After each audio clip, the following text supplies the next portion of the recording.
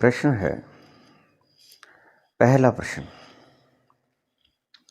बाबा जी, कलयुग 4,28,000 साल का बाकी बचा है, लेकिन लगता है जिस तेजी से दुनिया बदल रही है 5,000 साल से ज़्यादा कलयुग नहीं चलेगा। कृपा करके बताने का कष्ट करें। कहाँ उलझ गए हो? महात्मा बुद्ध जिस गांव में परिभ्रमण करने के लिए जाया करते थे, वहाँ पहले से ढिंढोरा पिटवा दिया करता था कि 14 प्रश्न, इनका जवाब मुझसे कोई भी ना मांगे। उनको वो अव्याकृत प्रश्न कहते थे। उनमें से ये भी प्रश्न था कि सृष्टि का आरंभ कैसे हुआ, अंत कैसे होगा। मुर्गी पहले हुई, अंडा पहले हुआ, सबसे पहले कौन सृष्टि पर आया? ऐसी मूर्खतापूर्ण प्रश्न बुद्ध उसका जवाब नहीं देते थे और पहले से ढिंढोरा पिटवा दिया करते थे कि यह प्रश्न मुझसे कोई ना पूछे।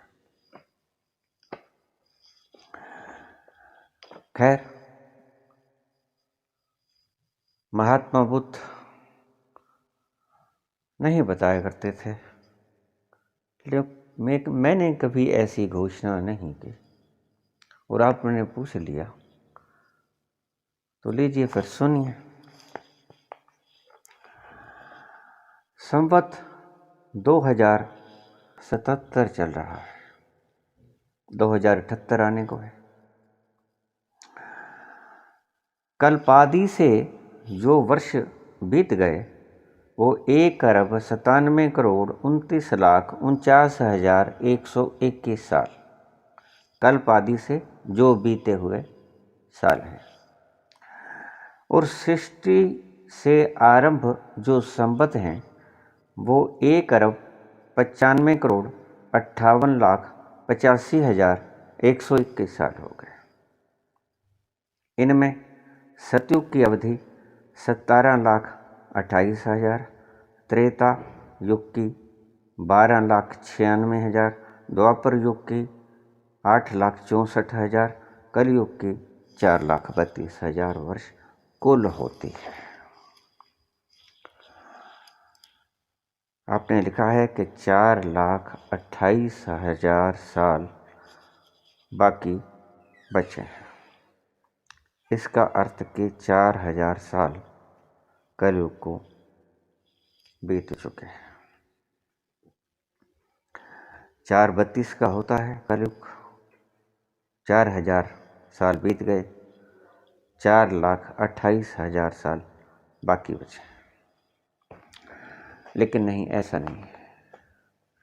4,000 साल अभी कलयुग को नहीं, ज़्यादा हुए। 2077 में कलयुग ने 5123वां वर्ष पूरा कर लिया।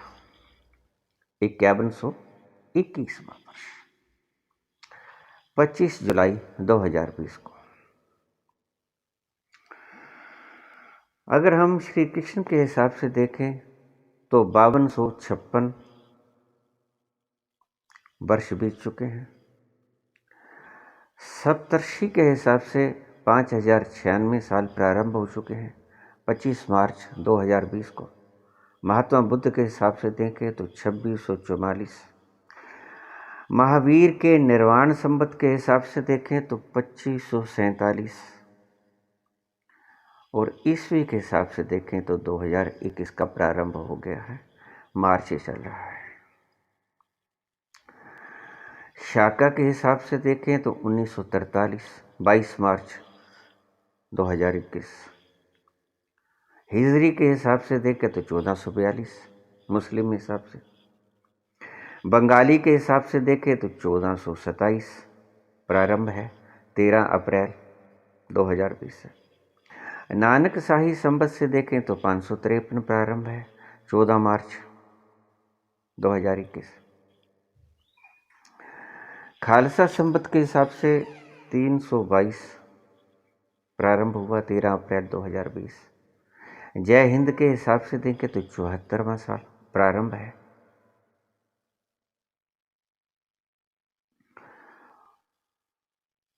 तो ये गणना है आपकी।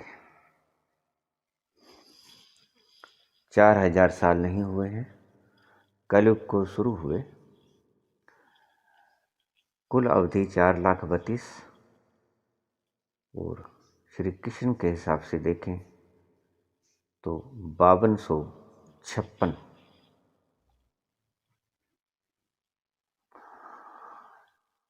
5121वां वर्ष 25 जुलाई 2020 से शुरू हो चुका है। आपकी गणना गलत है। हिंदू धर्म के हिसाब से ये सतयुग, त्रेता, द्वापर, कलयुग 4 युग बनाए गए। जैन धर्म और हिंदू धर्म का शास्त्र करीब करीब बराबर सा भिड़ता है, क्योंकि हिंदू धर्म और जैन धर्म में जिनको मनु कहते हैं हिंदू, उनको जैनी कुलकर कहते हैं, कुलकर। तो अब देखिए सृष्टि का आरंभ कैसे हुआ। कुल मनु हिंदू धर्म में स्वयंभू मनु के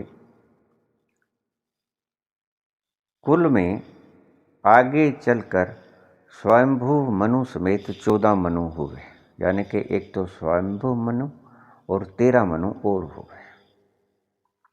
लेकिन महाभारत में 8 मनुओं का उल्लेख मिलता है। श्वेत वराह कल्प में 14 मनुओं का उल्लेख है। जैन ग्रंथों में 14 कुलकरों का वर्णन दिया गया है। तो मेरी दृष्टि से कुलकर और स्वयंभू मनु इन दोनों में कोई फर्क नहीं है। जैन धर्म भी 14 कुलकरों को मानता है और सनातन हिंदू धर्म भी 14 मनुओं को मानता है। ये तुम्हारे जो आप मनुवादी कहते हो, आपको इतिहास पता नहीं है। ये वो मनु नहीं जिसकी आप बात करते हो। ये मनु एक नहीं, मनु 14 हैं। एक हिसाब से 8 हैं महाभारत के हिसाब से, श्वेत वराह कल्प के हिसाब से 14 हैं, और अगर जैनियों के हिसाब से देखें तो यही मनुओं को, क्योंकि वो कुलकुरों का नाम देते हैं, तो वो भी 14 कुलकुरों को मानते हैं। गीता में भगवान श्री कृष्ण ने 14 मनु बताए हैं। सो अगर हम लोकतंत्र के हिसाब से देखें तो 14 मनुओं की बात ज़्यादा जगह पे वर्णन है, इसीलिए मैं लोकतंत्र के हिसाब से 14 मनुओं को ही मान्यता देता हूँ। लेकिन ध्यान रखना, ये सभी शास्त्र लिखित बातें हैं। मेरा अपना अनुभव तो मैं आपको बाद में बतलाऊंगा। आपने पूछा है, और क्योंकि पूछ के साथ में उल्लेख भी किया है, इसीलिए पूरी हिस्ट्री खोलनी आवश्यक है। 14 मनुओं में जो महर्षि मनु की वंशावली, सबसे पहले क्या हुआ, स्वयंभू मनु, उन्होंने शादी की। उनकी पत्नी थी शतरूपा।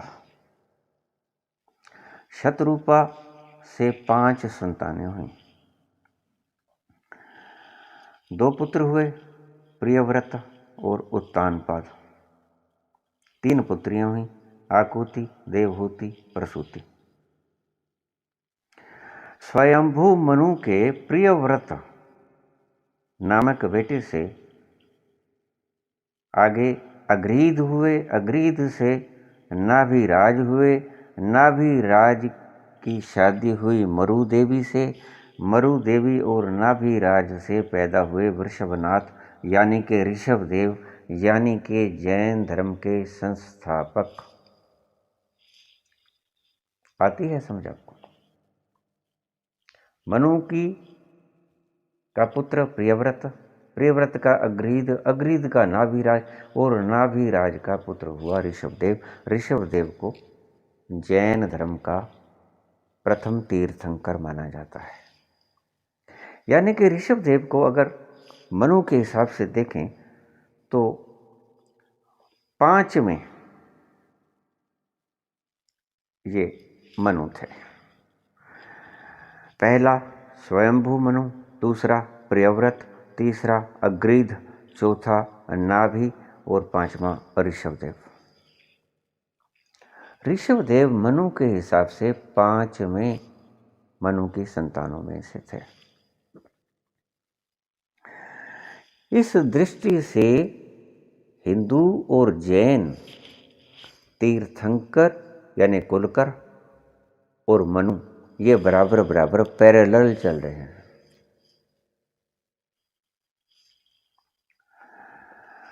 स्वयंभू मनु की पत्नी शतरूपा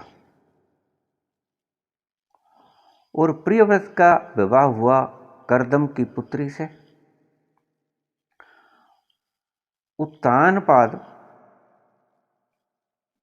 की 2 पत्नियां सुनीति और सुरुचि, और उत्तानपाद के जो पुत्र हुए वो हुए ध्रुव, जिनको हम ध्रुव तारा भी कह देते हैं, ध्रुव भक्त भी कह देते हैं, प्रहलाद भक्त और ध्रुव भक्त। ये हमारी संस्कृति के हिसाब से ध्रुव उत्तानपाद के वंश में हुए। और जो ऋषभदेव जैनियों के प्रथम तीर्थंकर थे वो प्रियव्रत से पैदा हुए।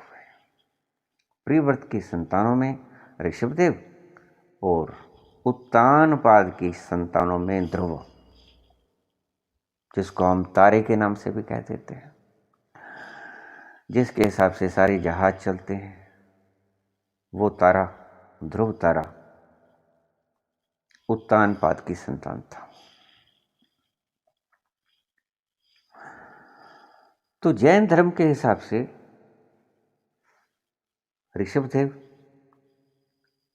से श्रवण परंपरा का आरंभ माना गया।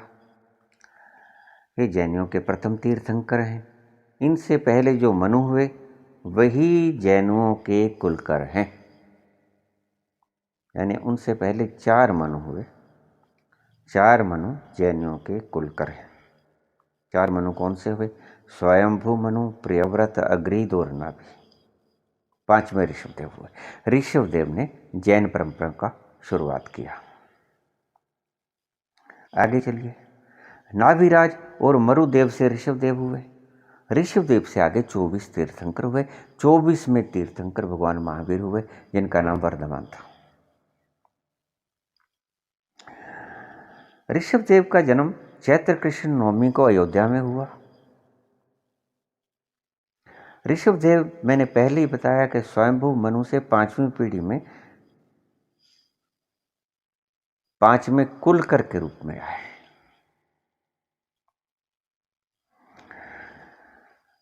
महात्मा नाभि के पास मेरु देवी से एक पुत्र ऋषभदेव जो हुए थे, उनके 100 पुत्र हुए। ऋषभदेव के 100 पुत्र हुए, उनमें से भरत सबसे बड़े थे।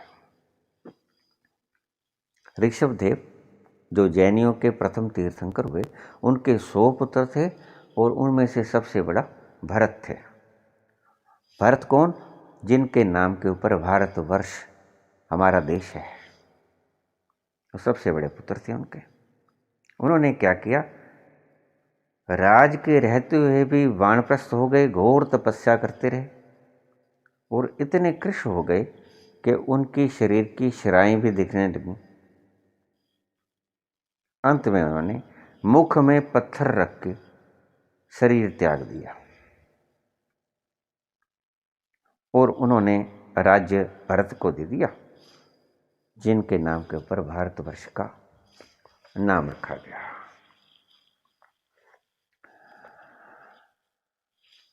मनु के नामों के बारे में सही जानकारी नहीं है, सिर्फ जितनी है मैं आपको बता देता हूँ। पहले स्वयंभू, दूसरा स्वरोचिष, तीसरा उद्याम, चौथा तापस, रैवत, चक्षुष, वैवस्वत, सावर्ण, दध सवर्ण, ब्रह्म सवर्ण, धर्म सवर्ण, रुद्र सवर्ण, देव सवर्ण और 14वां इंद्र सवर्ण। ये राजन 14 मनवंतर, भूत, वर्तमान और भविष्य तीनों ही कालों में चलते रहते हैं। इन्हीं के द्वारा 1 सहस्र चतुर्युगी वाले कल्प यानी कि 1000 साल का चतुर्युगी 4 युग जो आपने बताए, सतयुग, त्रेता, द्वापर और कलयुग। 1000 चतुर्युगी उसको कल्प कहते हैं। एक कल्प में 1000 चतुर्युगी होते हैं।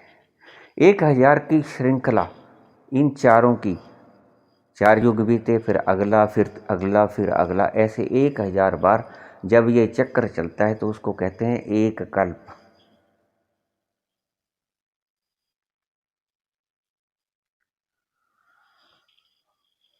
और एक कल्प के में 17,28,000 सौर वर्ष होते हैं। सौर वर्ष समझते हो आप?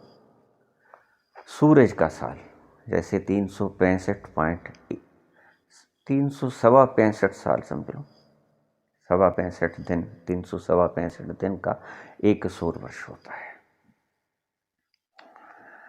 एक कल्प में 17,28,000 सौर वर्ष होते हैं, जिसे आदि संधि कहते हैं, जिसके बाद 14 मनवंतर और संधि काल आते हैं।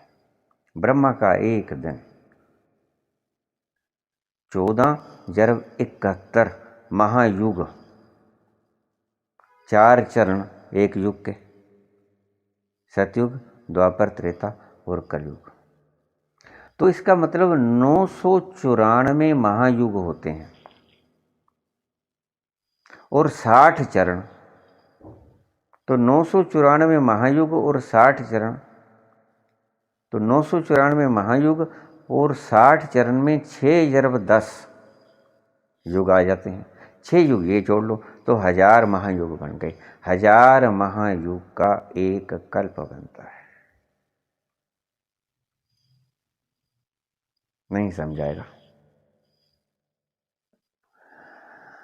चलो, भारतवर्ष भरत के नाम से था, उसके पुत्र सुमति, इंद्रद्युम्न, परमेष्ठ, आगे प्रतिशर, वैसे बच्चों के हिसाब से बता रहा हूँ जैसे जैसे हुए थे। प्रतिहर्ता, फिर भव, फिर उद्वित, प्रस्ताव, पृथु, नक्त, गय, नर, विराह, महावीर, धीमान, महांत, मनस्यु, तपष्टा, विरज, रज और फिर क्षत्रिय। ये 100 पुत्र थे उनके।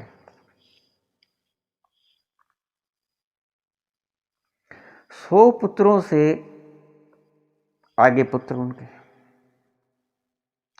शतयुत के 100 पुत्र हुए।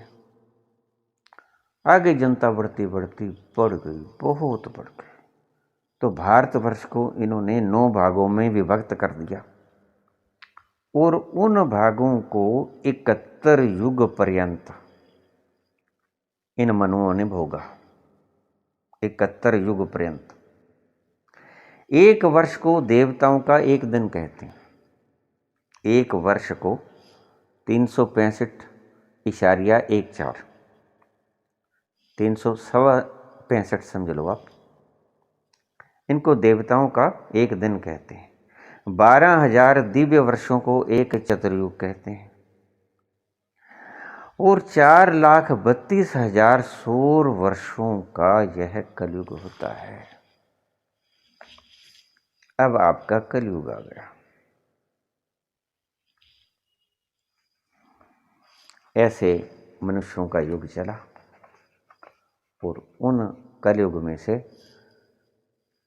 4000 वर्ष नहीं बीते हैं, 4,28,000 बाकी नहीं रहे हैं, ये बीते हैं इनके 5121वां वर्ष चल रहा है 2077 में। अभी 2078वां साल लग जाएगा इस अप्रैल के अंदर, 2078वां साल। तो ऐसे ये परंपरा चल रही है।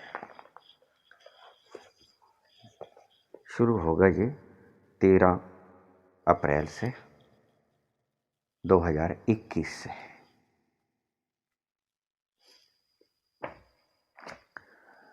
जैनियों का और हिंदुओं का सतयुग, कलयुग, त्रेता, द्वापर, इनकी गणना मैंने बता दी आपको। मुसलमानी हिसाब से, यहूदी हिसाब से, ईसाई हिसाब से अगर आपने पूछनी है तो वो व्याख्या कुछ अलग से होगी, वो फिर पूछ लेना, मैं आपको बतला दूंगा। उनके वर्ष की गणना थोड़ी सी अलग है। वो सृष्टि की उत्पत्ति आदम के हिसाब से करते हैं। निकलना खुल्द से आदम का सुनते आए थे, लेकिन निकलना खुल्द से आदम का सुनते आए थे, लेकिन बड़े बेआबरू होकर तेरे कूचे से हम निकले। उनका गणित और है। ईसाइयों का, इस्लाम का, मुसलमानों का, यहूदियों का, इनका हिसाब और है। लेकिन प्रसंग यहाँ कलयुग का आता है, इसलिए मैं कलयुग से प्रारंभ करूँगा। आपने कहा कि कलयुग 4,28,000 साल का बचा है। शास्त्रों के मुताबिक 4,28 का नहीं है, कम बचा है, क्योंकि 5,121वां वर्ष ये चल रहा है कलयुग का। तुम्हारे शास्त्रों के हिसाब से मैं बोलता हूँ, और मेरे हिसाब से ये है मगज खपाई जो मैंने कर दी है। ये है मगज खपाई। इसीलिए मैं कहता हूं इन शास्त्रों को आग लगा दो। इसीलिए बुद्ध कहते थे कि मुझसे इस तरह के सवाल मत पूछा करो। कारण मैंने बता दिया। इस बताने से आपकी या जो भी इस वीडियो को सुनेगा उसकी कोई समस्या हल हुई? आपको कोई शांति, सुकून, कोई आनंद, कोई हवा का झोंका, कोई सुगंधि की परिपुष्टता मिली? नहीं मिली। सिर्फ ज्ञान में बढ़ोतरी हुई, सिर्फ दिमाग के सेल्स भर गए और कुछ भी नहीं हुआ। हिंदू शास्त्रों के हिसाब से हम आज वर्तमान ब्रह्मा के 91वें वर्ष में, 91वें वर्ष में, 7वें मनु वैवस्वत मनु के शासन में, श्वेत वराह कल्प के द्वितीय परार्ध में, 28वें कलयुग के प्रथम वर्ष के प्रथम दिवस में, विक्रमी संवत 2077 में बैठे हैं, जो कि 13 अप्रैल 2021 को 2078वां साल हो जाएगा। इस प्रकार अब तक 15 शंख, आंकड़ा देखिए, 15 शंख 50 खरब वर्ष इस ब्रह्मा को सृजित हुए हो गए हैं। वर्तमान कलयुग दिनांक 17-18 फरवरी के 5122वें वर्ष पहले शुरू हुआ था। वर्तमान कलयुग वर्तमान कलयुग 17 फरवरी 18 फरवरी की मध्यरात्रि को 5122 वर्ष पहले शुरू हुआ था। अब शक संवत 1942 चल रहा है, ईस्वी 2021 और विक्रमी संवत 2077 और शीघ्र ही जल्दी ही 2078वां साल लग जाएगा। आपके परिचय के लिए, जानकारी के लिए मैंने आपको बता दिया है। यहूदी, पारसी, इस्लामिक, ईसाई धर्मों के हिसाब से तो आपको पता ही है।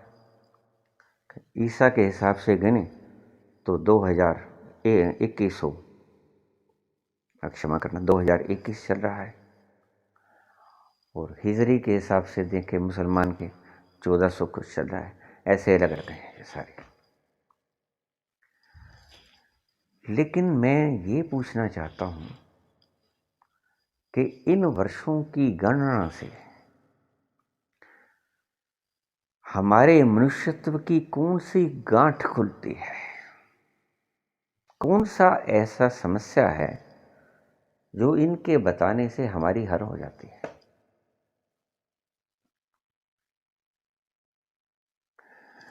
इतने वर्ष पहले सृष्टि शुरू हुई,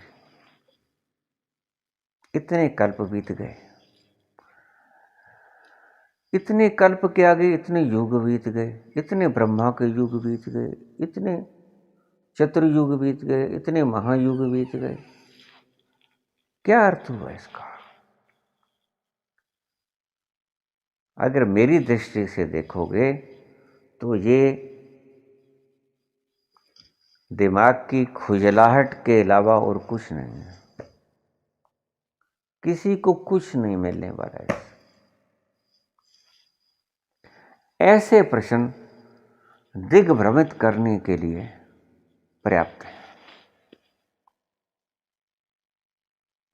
वैसे ये कोई प्रश्न नहीं है, पूछने योग्य भी नहीं है, बताने योग्य भी नहीं है। खैर, आपने पूछ लिया कि दुनिया बड़ी तेजी से बढ़ रही है। ऐसा लगता है कि 4,28,000 साल, 5,000 साल के बाद ही कलयुग खत्म हो जाएगा। तो उसके बाद क्या होगा? सतयुग में 24 फुट के आदमी होते थे, आज 6 फुट के हैं। उसके बाद जब सतयुग आएगा तो क्या 1 फुट का आदमी रह जाएगा? धरती सिकुड़ रही है, क्या धरती फिर उतनी ही हो जाएगी?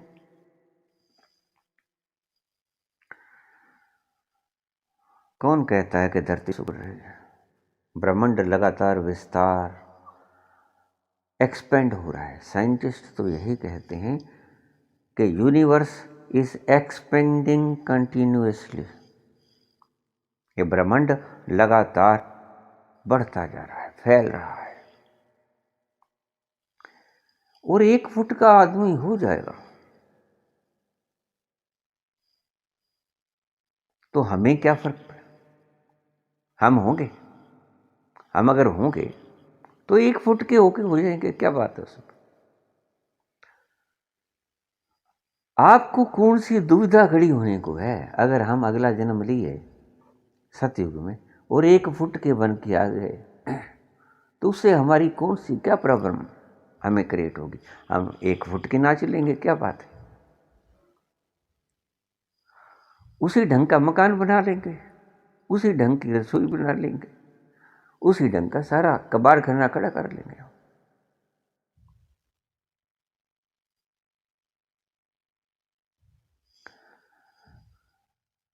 देखिए, प्रश्न ऐसे पूछिए जो आपकी जिंदगी से संबंधित है। आपकी खोपड़ी को खुजलाहट करने के लिए मेरे पास बहुत कुछ है। ये जो दिमाग में खुजलियां उठती हैं ना, मेरे पास रोज ही ऐसे प्रश्न आते हैं। देखिए, मैंने आपके करीब 2 महीने तक सवालों का जवाब नहीं दिया। कितनी बार आपने सवाल पूछे, मैंने जवाब नहीं दिया। क्यों? क्योंकि मैं जानता हूं कि जवाब तो मैं दे दूंगा, लेकिन वो जवाब मेरा खुद का एक्सपीरियंस किया हुआ नहीं होगा। कौन जाने, कौन जाने कब क्या हुआ था, कोई बता सकता है? इस सृष्टि का आगाज कब हुआ, मध्य कब होगा, अंत कब होगा, यह प्रश्न पूछना ही बेकार है। वेदों ने सब कुछ बोला, लेकिन अंत में क्या कहा? नेति नेति, नैति नैति। आप जैसे लोग ऐसे प्रश्न करके ईश्वर के सिर के ऊपर चढ़कर बैठने की चेष्टा कर रहे हैं।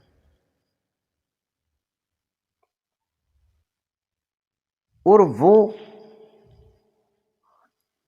ऐसा पतंदर है कि वो अपने सिर के ऊपर किसी को बैठने नहीं देता। आदमी बहुत कुछ सोचता है। अभी कोरोना काल से पहले सभी नदियां दूषित हो गई थी। गंगा नदी को साफ करने के लिए 21,000 करोड़ रुपया रखा गया था हमारी सरकार के द्वारा, अकेली गंगा को साफ करने के लिए। हुआ क्या? कोरोना हो गया, और अकेली गंगा ही नहीं, विश्व की तमाम नदियां बिना पैसा खर्च किए बिल्कुल शुद्ध हो गई। कोई प्रदूषित नदी आज विश्व में नहीं है। क्यों? क्योंकि ये सारा गंद हमने फैला रखा था। हम 2 महीने घरों में कैद हो लिए और ईश्वर ने अपना काम कर दिया। मैं आपसे एक बात कहूं,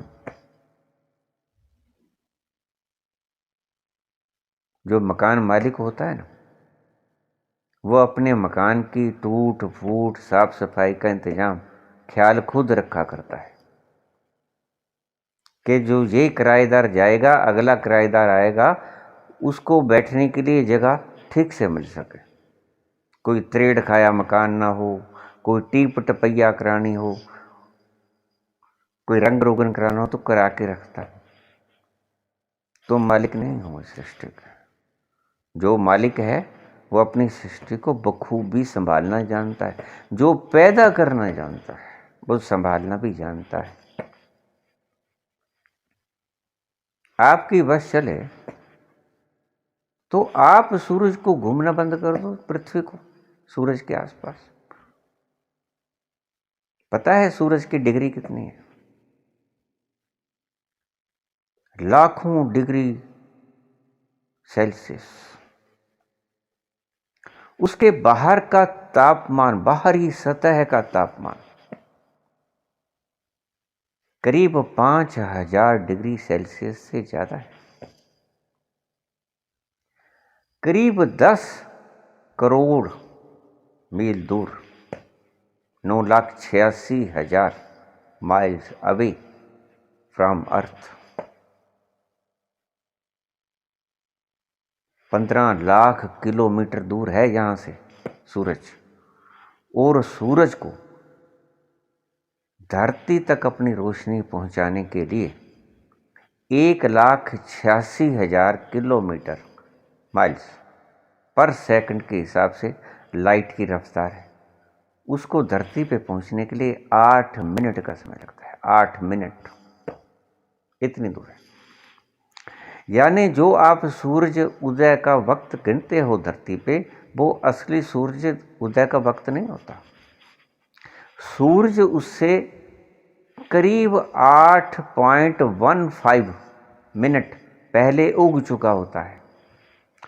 आपकी धरती पे वो किरण पहुंचते पहुंचते करीब 8 मिनट का वक्त ले लेती है।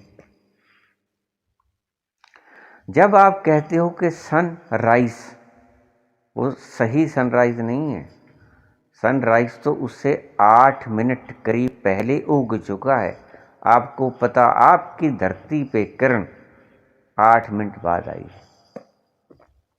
और जो आप कहते हो कि अस्त, जितने बजे आप अस्त कहते हैं ना, उससे 8 मिनट पहले वो अस्त हो चुका होता है। ये है उसकी संरचना जिसके बारे में आप पूछने चले हो।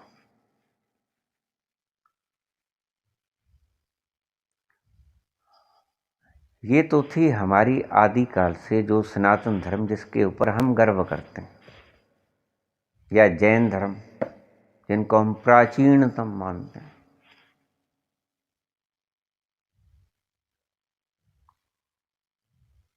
अगर आज के ताजा धर्मों की बाबत देखा जाए, जो कि अभी अभी पैदा हुए हैं 150 सालों में, तो वो तो कहते हैं कि 5000 साल का।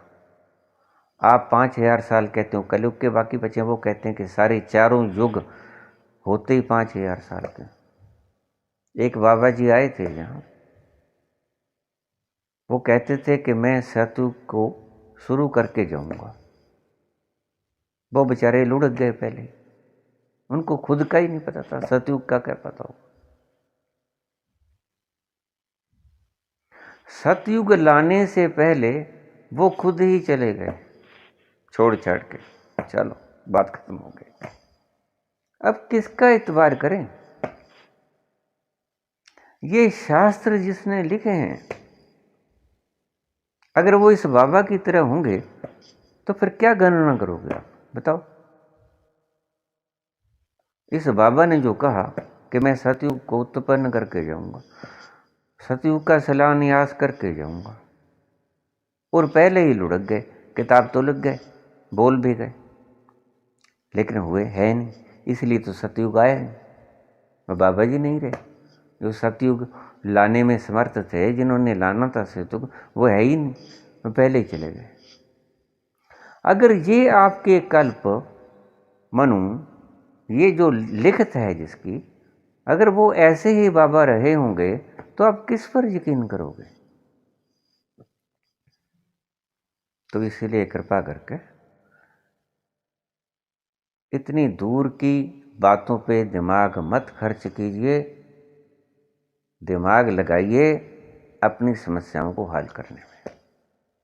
आपकी सही समस्या क्या है? मानवता की, मनुष्यता की सही समस्या क्या है? ये समस्या नहीं कि कब सृष्टि पैदा हुई, कब सृष्टि का प्रलय होगा। लोग तो ऐसे भी बैठे हैं। मुझे कुछ दिन पहले एक स्वामी जी का फोन आया, मुझे कहने लगे आपको पता है सृष्टि का आरंभ कैसे हुआ? मैंने कहा मुझे तो नहीं पता, मैं कौन सा था, मैंने तो बनाई भी नहीं। कहते आपको पता है कि कितने साल रहेगी यह सृष्टि? मैंने कहा नहीं, मुझे तो नहीं पता। कहते कब खत्म होगी? मैंने कहा मुझे नहीं पता है। ईश्वर ने सृष्टि क्यों बनाई? मैं नहीं जानता, मुझे क्या पता क्यों बनाई, मैंने तो बनाई नहीं।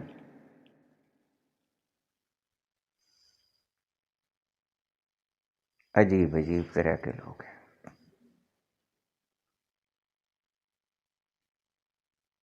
आगाह अपनी मुँह से कोई बशर नहीं, सामान 100 बरस का पल की खबर नहीं। इनको खुद का मालूम नहीं, अगले मिनट लुढ़क जाएंगे कि रहेंगे। और बातें देखें। और आपने भी क्या पूछा? यही कुछ कबाड़ आपने पूछा। मुझे पता है अच्छी तरह से। अगर मैं पूछ लूं कि आपको पता है तो बिल्कुल ये कहेंगे बिल्कुल पता है, लेकिन पता बता इन्हें कुछ नहीं है। इसलिए मैं इनसे नहीं पूछता। क्यों? क्योंकि मैं इतना भी पाप नहीं लेना चाहता इनके सिर के ऊपर कि पूछ के इनसे पाप क्यों करवाऊं। मुझे पता है कि इनको मालूम नहीं है, इसलिए मैं जानबूझकर इनसे पूछता नहीं।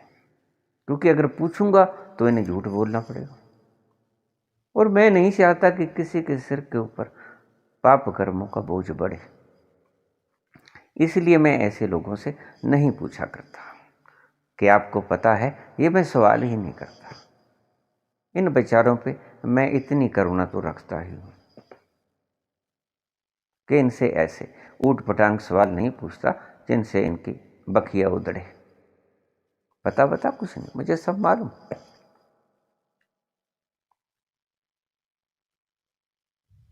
लेकिन लोग मिलेंगे आपको दूर दूर तक, विदेशों का भ्रमण करते हुए, प्रचार करते हुए, कब आदि हुआ कब अंत होगा सब मालूम है इनको। मेरे पास एक वैज्ञानिक आए, सारी बातें करने लगे, पानी कैसे बना, रेत कैसे बना, बिजली कैसे बनी। अब पढ़ा तो मैं भी साइंस हूँ, फिजिक्स केमिस्ट्री वगैरह, मेरा भी यही सब्जेक्ट हुए करते थे। सब बोल लिए तो मैंने कहा ये रेत का कण था, एक रेत का कण, मिट्टी का ढेला, उसका एक छोटा सा कण मैंने उठाया। मैंने कहा परमात्मा परमात्मा की बातें छोड़िए, सृष्टि कल्प की बात छोड़िए,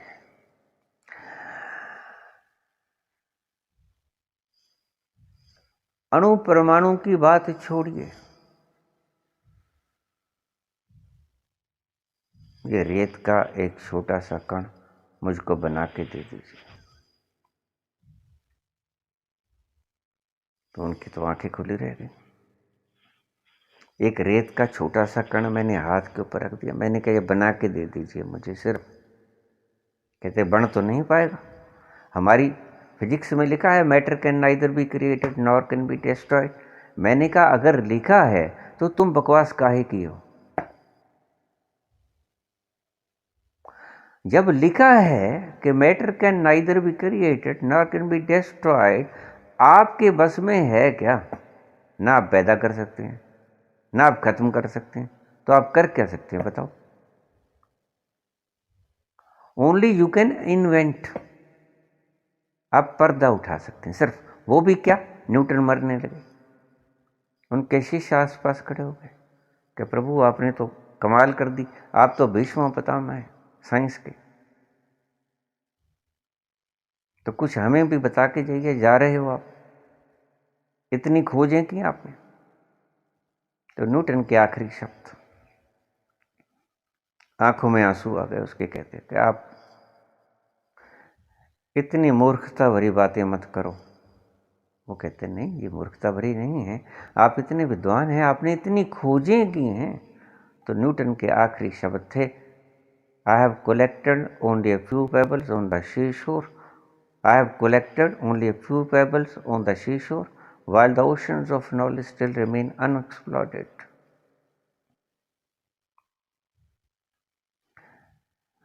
एक समुद्र के किनारे की ऊपर मैंने छोटे से रेत के भीतर से कुछ कंकड़ पत्थर चुने हैं। एक समुद्र के किनारे के थोड़े से एरिया में मैंने कुछ छोटे छोटे कंकड़ पत्थर चुने हैं। while the oceans of knowledge still remain unexplored, जबकि अनंत अनंत ज्ञान के समुद्र जिनका पता ही नहीं है वो कितने हैं, अभी अनएक्सप्लोर्डेड, अभी उगड़े ही नहीं हो, उनकी गणना ही नहीं की जा सकती कि कितनी क्वांटिटी में वो पड़े। तो मैंने कहा ये बना के दी। कहते बना तो नहीं सकते हम। फिर मैंने कहा जखाई ही मारना। जब बना नहीं सकते तो जखाई क्यों मार रहे हो?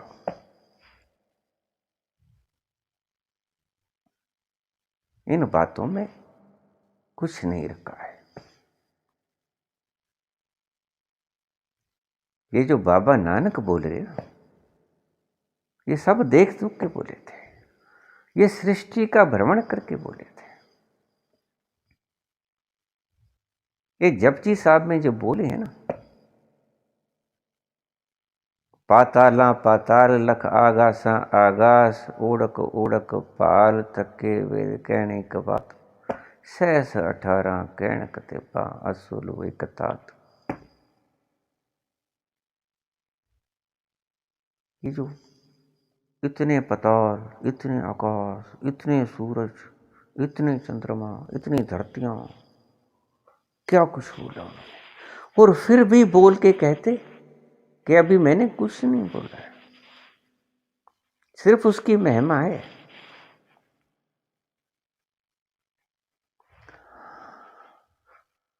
लेकिन खोपड़ी की ये आकांक्षा है कि किसी तरह मैं उस परवरदिगार के सिर के ऊपर बैठ जाऊं चौकड़ी लगा के, जो कभी नहीं हो सकेगा, भूतो न भविष्य, न कभी हुआ न कभी होगा। आदमी हारेगा, बुरी तरह हारेगा, नहीं हारेगा तो टूटेगा। एक छोटा सा तिनका नदी में बहा जा रहा था। उसने सोचा कि नदी की प्रवाह की थोड़ा सा उल्ट चले। नदी की क्या औकात है कि मैं इस प्रवाह से उल्ट ना चल सकूं। नदी कहने लगी, खबरदार, मेरा प्रवाह बहुत तेज है, मेरे विरुद्ध चलने की चेष्टा मत करना। लेकिन वो नहीं माना, कहता मैं चलूंगा। उसके धारा के विरुद्ध चला। प्रबल वेग से नदी का पानी आ रहा था।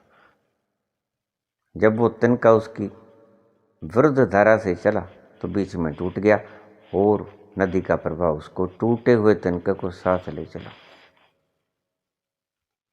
नदी कहती है तिनके से कि देखो, बहना तो उधर ही पड़ा ना, जिधर मैं चाहती थी,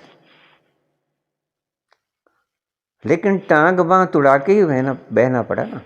अब टूट गया, अब भी तो उधर ही बह रहा। इससे अच्छा तो साबित ही बह लेता, जरूर ही टूट के बहना था। मैंने तुझे रोका भी था कि मेरे प्रवाह से उल्ट बहने की चेष्टा न कर, लेकिन तू नहीं माना। ऐसा ही मैं मनुष्य की बात कर रहा हूं, तिनके की तो सिर्फ उदाहरण ही दे रहा हूं आपको कि टांग बांह तुड़ा के आप बहोगे उसकी आज्ञा में। इससे अच्छा तो सावत ही बह लो, अच्छा रहेगा। उस सृष्टि की ऊर्जा की क्वांटिटी का ही पता नहीं कर पाओगे आप कि है कितनी। उसकी बात तो बहुत दूर।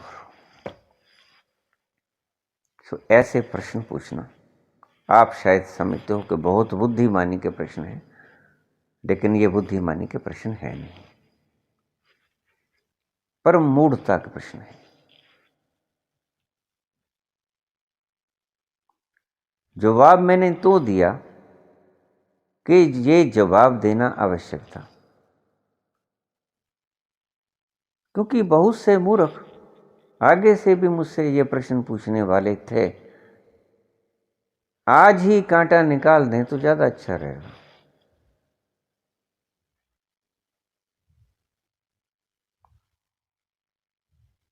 तो ऐसे प्रश्न कीजिए जो वास्तव में प्रश्न हैं। ऐसे प्रश्न करने के कोई अर्थ नहीं। मैंने ये सारे शास्त्र पढ़े हुए और मैं इनको गपोड़ कहता हूं, इसीलिए तो मैं कहता हूं कि इनको आग लगा दो, क्योंकि इनमें पाने को कुछ नहीं है सिवाय विषाद के और सिवाय लड़ाई झगड़े के। दो पंडित बैठे हैं, बकवास कर रहे हैं परमात्मा के बारे में। बकवास ही कहूंगा मैं तो शास्त्रार्थ नहीं कहता, मैं तो बकवास ही कहता हूं, क्योंकि ना वो जानता है ना वो जानता है। दोनों मुर्गों की तरह ले जाते हैं। वो कहते हैं दिखाओ कौन से प्रमाण, कौन से शास्त्र में प्रमाण है। वो कहते हैं पुराने शास्त्र में प्रमाण है, उससे उल्ट दूसरे में लिखा होता है। लड़ते झगड़ते रहते हैं, पता किसी को भी नहीं। जो जीत जाता है पता उसको भी नहीं है, वो नहीं जीता है, सिर्फ तर्क जीता है। उसको पता नहीं है जीत गया है तर्कों के सहारे। जो हार गया है वो भी हारा नहीं है, बस उसके तर्क हारे। उसको बेचारे को बोलने का सलीका नहीं था जो हार गया। जो जीत गया उसके पास थोड़ी सी पैनी तलवार थी, उसकी दृष्टि थोड़ी पैनी थी। उसने अपने शब्दों की धार से दूसरे की तलवार की धार काट दी, इसलिए वो जीत गया। जीता बीता कोई भी नहीं, दोनों ही हारे। न वो जीता न वो हारा, दोनों ही हारे। ईश्वर की अखंडता को, दिव्यता को, विशालता को जानने की चेष्टा बड़ी से बड़ी मूढ़ता, इससे बड़ी कोई मूढ़ता नहीं संसार। तो 4 दिन है खुशी से गुजार लो, आनंद से गुजार लो, गा नाच के गुजार लो। क्यों जगाई कर रहे हो? इतनी सुंदर सृष्टि ईश्वर ने बनाई है, कोई इसीलिए बनाई है कि 4,32,000 साल था, 4,28,000। इन पागलों ने क्या गुल खिला रखे, 4,32,000 साल।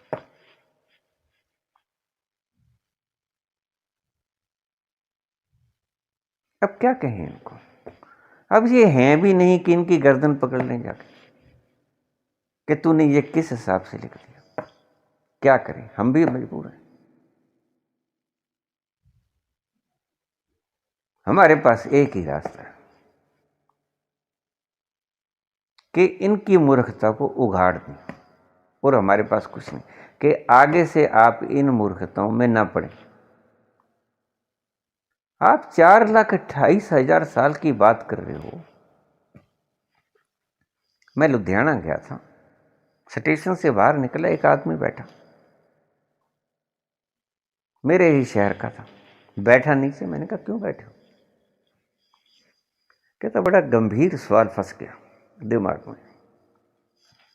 मैंने कहा चलो फिर कोई बात नहीं, चलते चलते बात कर लेते हैं। कहता नहीं, सवाल ही इतना गहरा है, जब तक उसका जवाब नहीं मिलता मैं उठ ही नहीं सकता यहां से।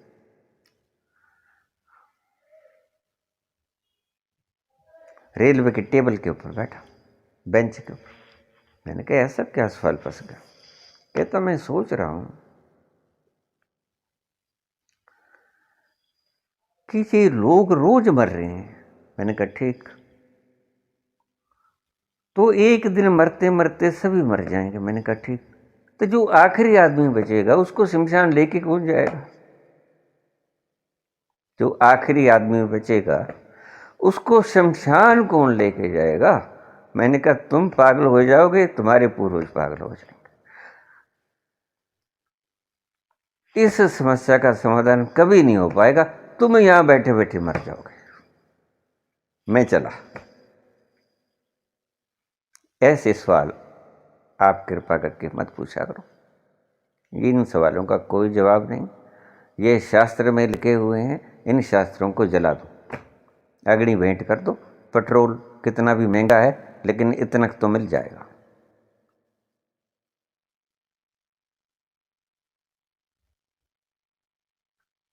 ये कोई पूछने योग्य सवाल नहीं।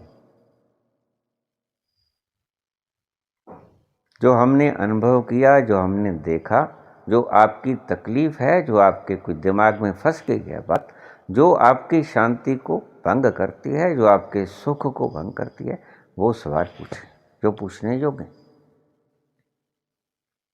कलयुग 4,000 साल बीत गया या सतयुग बीत गया, इसके आगे सतयुग में 1 फुट के आदमी आ जाएंगे। भाई 1 फुट में गुजारा कर लेंगे, क्या खास बात है? 1 फुट के आदमी नहीं होते क्या? क्यों चिंता किए जा रहे हो? आखिरी आदमी मरेगा, उसको शमशान कौन लेके जाएगा? ये तो मुश्किल है बताना।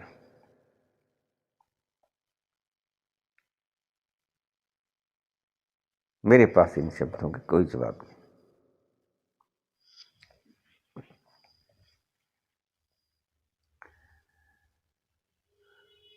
अभी चेतना शरीर तक सीमित है। अगला सवाल है, परम लक्ष्य को पाने के बाद सूरज चांद तक फैल जाती है, जैसा आपने बताया। चेतना इतनी फैलने के बाद क्या प्रत्येक मनुष्य, जीव जंतु, पेड़ पौधे, पहाड़, इनको वैसे ही महसूस किया जाता है जैसे पहले थे? क्योंकि चेतना अब सब जगह समाहित हो गई है, तो भी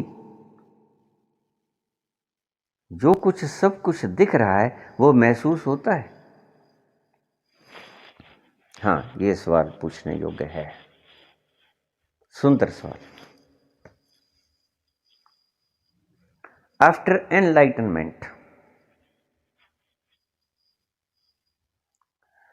when you find yourself in the universe, in the whole universe, you and you are there, only you are there.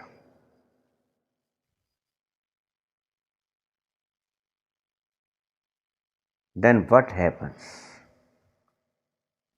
जब आपकी चेतना इतनी फैल जाती है कि समस्त विश्व में आप ही आप होते हो। पेड़ होते हैं, पौधे होते हैं, नदियां होती हैं, पहाड़ होते हैं, दरिया होते हैं, सब कुछ होता है।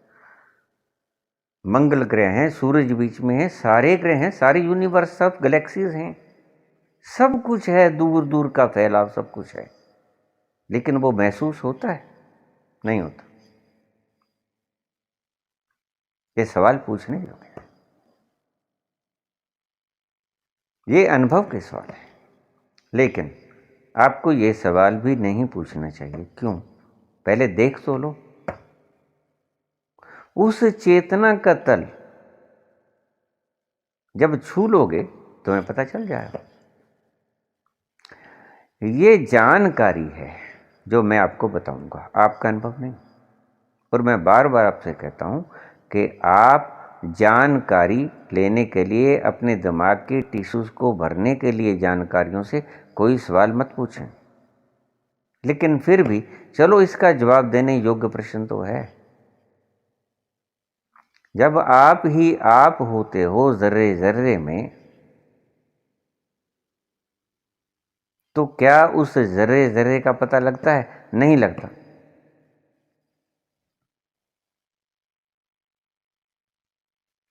उस वक्त पता चलता है सिर्फ एक तत्व का। आपको पता है कि ये जो मैटीरियलिस्टिक वर्ल्ड है, इनके भीतर का जो एकमात्र कारण है, इसके अंदर मौजूद क्या है? इसके अंदर मौजूद है सिर्फ एक एनर्जी।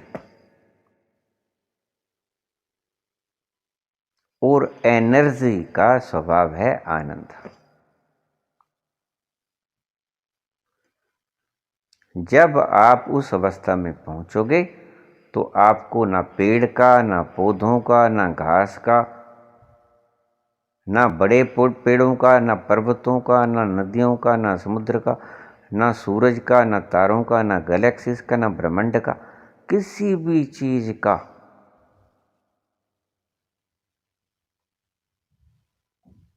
सीधे सीधे रूप से आभास नहीं होगा। आपको आनंद का एक बिखरा हुआ जाल मिलेगा, इसका चारों तरफ एक ही ऊर्जा उसमें समाहित है, और जो आनंद स्वरूप है। जितनी बड़ी भी है, उसकी व्याख्या तो नहीं कर सकते। उसकी व्याख्या की नहीं जा सकती, ऐसा नहीं है। उसकी व्याख्या तो आप अनंत कह के कर लेते हो। शब्द तो बना लिए हैं हमने, अनादि, अनंत। लेकिन उस अनुभव की आप व्याख्या नहीं कर सकते शब्दों में। उस अनुभव को आप छू सकते हो, उस अनुभव का आनंद आप मान सकते हो। जैसे सर्दी को आप छू सकते हो, गर्मी को छू सकते हो, सुगंध को छू सकते हो, दुर्गंध को छू सकते हो, हवा को छू सकते हो, देख सकते हो। नहीं, लेकिन ये महसूस की जा सकती। हवा चल रही है, आपको पता चल जाएगा कि गर्म हवा चल रही है, लू चल रही है, कि ठंडी हवा चल रही है। किसी जगह के ऊपर फूल लगे हैं, सुगंध आ रही है, या गोबर पड़ा है, बदबू आ रही है। लेकिन अगर कोई कहे कि दिखाओ कहाँ है खुशबू, तो आप दिखा नहीं पाओगे। अगर कोई कहे कि दिखाओ महक है कहाँ, दुर्गंधी है कहाँ, लेकिन दिखा नहीं पाओगे। लेकिन वो है तो, उसके होने के अस्तित्व को तो नकारा नहीं जा सकता, आप दिखला नहीं सकते। आपका कोई अंग दर्द कर रहा है, आपके सिर में दर्द हो रहा है, आप कहते हैं कि मेरा सिर बहुत दुख रहा है, तो मैं कहता हूं डॉक्टर अगर आपसे कहे कि हम तब तक दवाई नहीं देंगे जब तक आप उस दर्द को खोल के दिखा नहीं दोगे कि ये बड़ा दर्द। तो आप उस दर्द को दिमाग में से निकाल के दिखा दोगे कि ये दर्द हो रहा था मुझे?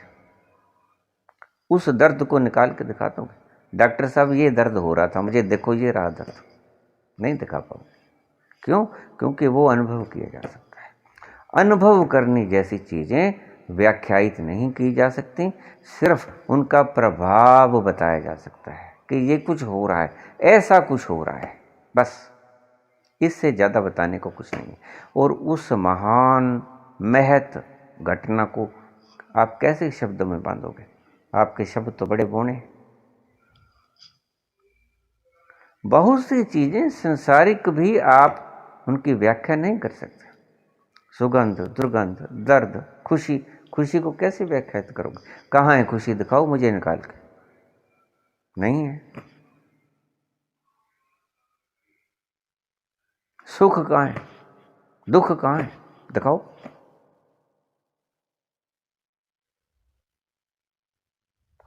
दिखाने जैसी ठोस चीजें बहुत कम मात्रा में मौजूद हैं, और इन द एनलाइटमेंट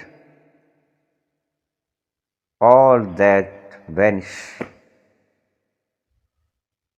उन सभी की समाप्ति हो जाती है, जो भी दिखने योग्य चीज है। मैं ये तो नहीं बता रहा था कि आप इसको साइकोलॉजी बना लोगे, क्योंकि कोई भी अनुभव पहले बता देने से आपका मन उसको पकड़ लेता है।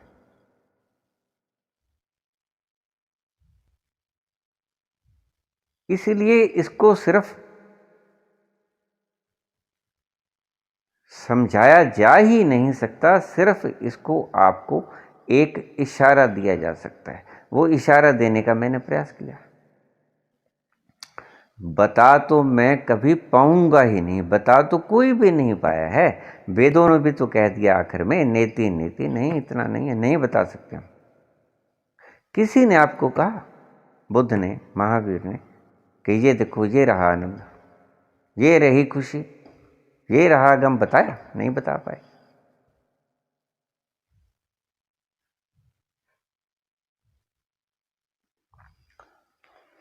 ये प्रश्न आपका कि क्योंकि चेतना सब जगह विद्यमान हो जाती है, चेतना सब जगह विद्यमान है पहले, सिर्फ आपको पता तब चलता है, इन दैट वेरी मोमेंट। सिर्फ उस क्षण में आपको पता चलता है, थी तो पहले। जैसे अंधे के पास आंखें ना हो, तो इसका मतलब ये तो नहीं कि सूरज की रोशनी नहीं है। पता कब चलेगा? जब आंखों को, अंधे को आंखें मिल जाएंगी, तब पता चलेगा कि हाँ रोशनी होती है। लेकिन अंधे को आंखें मिलने के बाद रोशनी पैदा नहीं हुआ करती, रोशनी तो पहले से थी। अंधे को तब पता चला जब उसको आंखें मिली। इसीलिए विद्यमान तो आप अब भी हो, सब जगह, उसी तरह जैसे ज्ञानी व्यक्तियों ने देखा, आपको भी वैसे ही पता चलेगा। लेकिन पता तब चलेगा जब आप उस स्थिति में समाविष्ट हो जाओगे, उससे पहले आपको पता नहीं चलेगा। ये जो आपने पूछा कि ये पेड़, ये पर्वत, ये सूरज, ये चंद्रमा, ये तारे, ये समुद्र, ये सब कुछ, ये तब पता चलता है? नहीं पता चलता है। क्यों?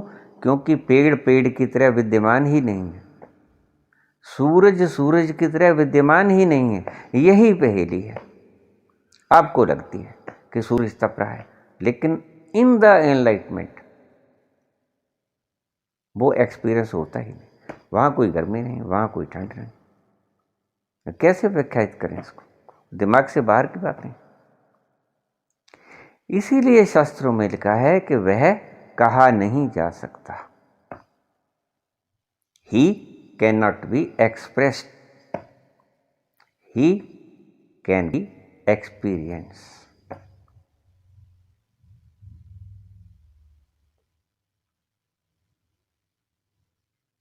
सो जब इन द एनलाइटनमेंट आपकी मौजूदगी तो होगी, आपको अपना अनुभव तो होगा, लेकिन आप पेड़ के रूप में हो कि आप वृक्ष के रूप में, छोटे में, प्लांट में, सूरज में, दरिया में, पहाड़ में, तारों में, कहाँ हो, कैसे हो, इस चीज़ का आपको पता नहीं चलेगा।